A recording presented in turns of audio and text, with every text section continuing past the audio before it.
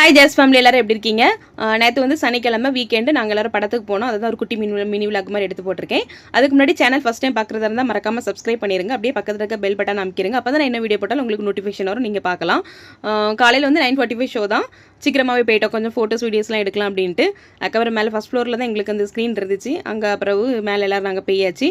Jurassic park Rebirth படத்துக்கு தான் நாங்கள் போனோம்.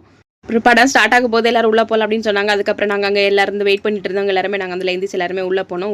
உள்ளுக்கு நாங்கள் போயாச்சு. உள்ளுக்கு போன பிறகு எங்களுக்கு ஞாபகம் வந்துச்சு, ஏன்னா நாங்கள் பால்கனி டிக்கெட் அடிச்சு வச்சுருந்தோம். அப்போ எங்களுக்கு இங்கே கீழே கிடையாது, எங்களுக்கு செகண்ட் ஃப்ளோரில் கிளப் 1ல் போக சொல்லியிருந்தாங்க. அதுக்கப்புறம் நாங்கள் அங்கே இருந்த 3D கண்ணாடிலாம் தந்தாங்க. நாங்கள் அதெல்லாம் வாங்கிட்டு நாங்கள் மறுபடியும் ரிட்டன் வெளியே வந்து மறுபடியும் நாங்கள் ஸ்டெப்ஸ் ஏறி நாங்கள் அப்புறம் மேலே போனோம். ஆனால் எங்களுக்கு உள்ளுக்கு போன அப்புறம் என்ன ஃபீல் ஆச்சுன்னா, கீழே இருந்திருக்கலாம் போல. ஏன்னா தேட்டரே காலையே தான் கிடந்துச்சு. ஃபஸ்ட்டு ஷோ தானே, ரொம்ப ஆட்கள் வரல, கம்மியாக தான் இருந்தாங்க. இது வந்து ஃபஸ்ட்டு ஷோனால டிக்கெட் ரேட்டு கம்மியாக போட்டிருந்து. மேலே வந்து பால்கனிக்கு டிக்கெட் வந்து 220 ருபீஸ் தான் போட்டிருந்தேன். அதனால நாங்கள் அதை அடித்தோம். அதுக்கப்புறம் சரி என்ன இருக்கட்டும், ஒன்றும் பண்ண முடியாது, டிக்கெட் அடித்தாச்சு, என்ன நம்ம மாற்றி ஒன்றும் பண்ண முடியாது.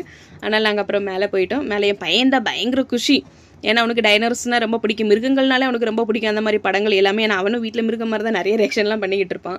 அப்புறம் எனக்கு கண்ணாடி போட்டு பார்க்குறனால ஃபஸ்ட்டு டைம் கண்ணாடி போட்டுட்டு படம் பார்க்கேன். எனக்கு அதனால் ரொம்ப எக்ஸைட்டிங்காக இருக்குன்னு சொல்லலாம்.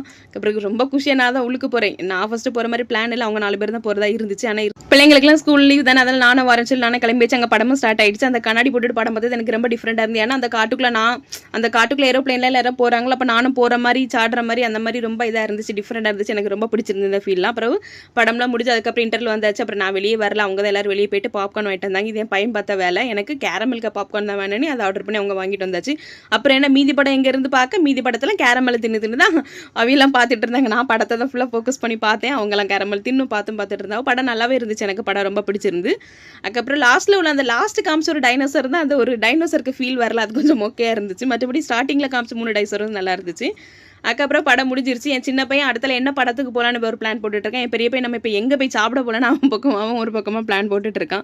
அதுக்கப்புறம் நம்ம மதியம் டைம் ஆகிட்டு அந்த நாங்கள் வந்து ஒரு ஹோட்டலில் அங்கே என்ன சாப்பிடும், நமக்கு தெரிஞ்சதெல்லாம் இந்த சிக்கன் பறக்கிறது ஊறது எல்லாத்தையும் இருந்தாலும் ஆர்டர் பண்ணி வாங்கி எடுத்துட்டு அதுக்கப்புறம் நாங்கள் வீட்டுக்கு வந்துட்டோம்.